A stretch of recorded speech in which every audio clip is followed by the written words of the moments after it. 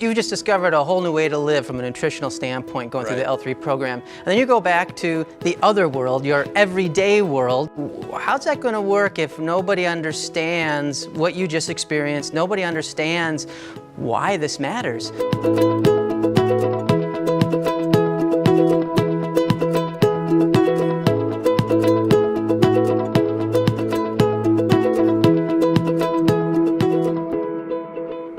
You know, we've been talking about this whole L3 program up at the Leadership Center at Sugar Lake Lodge and the incorporation of leadership instructional design and the integration of a nutritional food philosophy.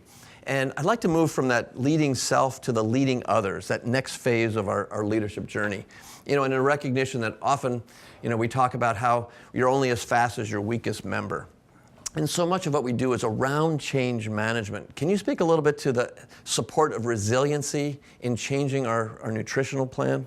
So you've just discovered a whole new way to live from a nutritional standpoint going through the L3 program. And then you go back to the other world, your everyday world, and you're thinking, I'm all excited, I'm ready to do this. Well, how's that going to work if nobody understands what you just experienced? Nobody understands why this matters. So you got to start creating an environment that supports what this is, and that this can be anything based on any kind of industry that you're in. Having said that, you start by changing wherever food touches your company. So if it's vending machines, meetings, you know, at the front desk, things like that, so people can start to go, oh, okay, I understand the food philosophy that we have and how it benefits people. That's been, you know, it's supported by leadership, because if leadership doesn't care, it doesn't happen. Right. If we have donuts out there, we'll eat donuts. Exactly. Yeah. And it can be, you know, there's a lot of technical things you can do, from, you know, opaque colored bowls or open bowls, and just, again, talking about this is why we look at food the way we do.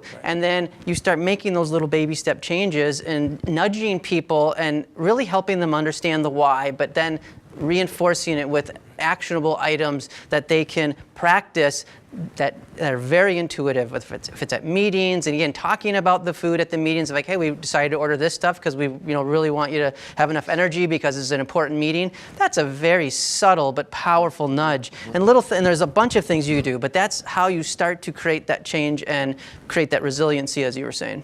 Well, I think it's important too that we're not a bull in a china shop. When we come back from an experience like this, it's just like we talk about when you're leading change in your organization, we have to understand that you as the leader are at a different phase of that transition than the people you're leading.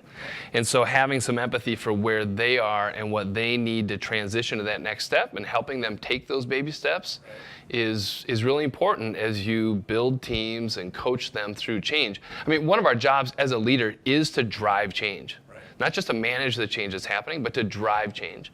How we do that is incredibly important. Yeah, and help people be a part of the change. So that goes back to your education part of how do we help them understand why to do this?